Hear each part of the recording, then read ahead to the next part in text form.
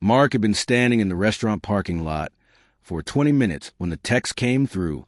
"I'm so sorry, but I can't make it tonight." He stared at his phone and let out a long breath. His sister had set up this blind date weeks ago, and he'd actually been looking forward to it. At 58 years old, he'd learned not to get his hopes up too high, but something about tonight had felt different. He pocketed his phone and started walking back toward his car when he heard it. A woman crying. Not the quiet kind of crying you try to hide, but the desperate sobbing of someone whose world was falling apart. He stopped and looked around.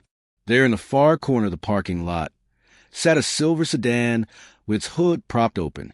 A woman with dark curly hair was leaning against the driver's door with her face in her hands. Two small children stood beside her looking frightened and confused. Mark hesitated for just a moment. Then he walked over. "Excuse me," he said gently. "Are you all right? Can I help?" The woman looked up startled.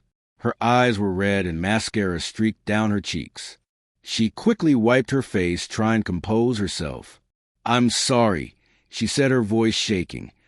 "I didn't mean to disturb anyone." "You're not disturbing me," Mark said, "but it looks like you could use some help." She glanced at her children, then back at Mark. "My car won't start and my phone is dead," she explained. "I was supposed to meet someone here tonight, and I just canceled on him because of this mess, and now I don't know what to do." Mark felt something click in his mind. "Were you supposed to meet someone named Mark?" he asked. Her eyes widened. "How did you know that?"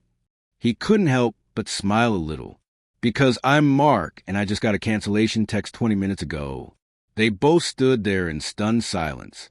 "Oh my God," she whispered. "I'm Elena."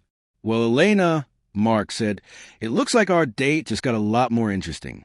He walked over to look at her car. After a few minutes of checking, he found the problem. "Your battery cables are loose," he said. "I can tighten them and you should be good to go."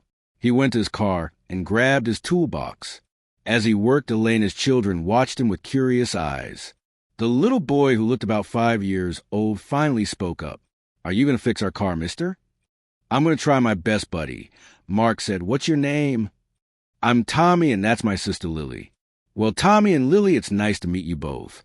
He tightened the cables and told Elena to try starting the car.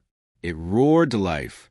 Relief flooded her face and fresh tears came, but these were different. "Thank you so much," she said. "You have no idea what this means." Mark closed the hood and wiped his hands. "Listen," he said, "I know this wasn't exactly how either of us planned tonight, but I'm still hungry, and I'm guessing these kids might be too."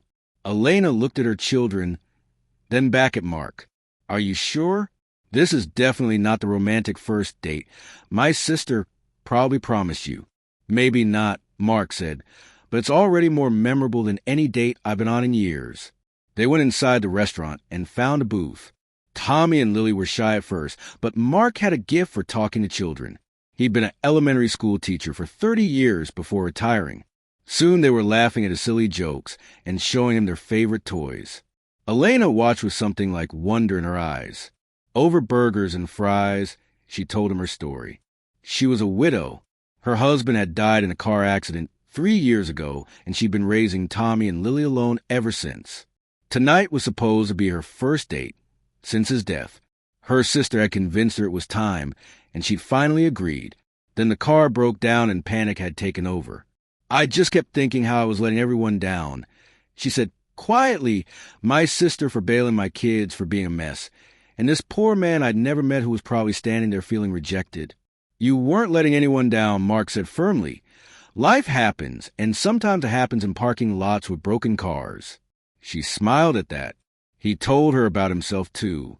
He'd been divorced for 15 years with 2 grown daughters who lived out of state. He'd thrown himself into teaching and then into retirement hobbies, but lately the house had felt too quiet. His sister had been pestering him to start dating again, and he'd finally given in. "I almost didn't come tonight," he admitted. "I kept thinking I was too old for this too set in my ways." "And now?" Elena asked. "Now I'm glad my date's car broke down." They talked until the restaurant started closing. Tommy had fallen asleep against his mother's shoulder, and Lily was fighting to keep her eyes open. Mark walked them to Elena's car. "Thank you again," she said, "for everything tonight, for being kind when I was falling apart."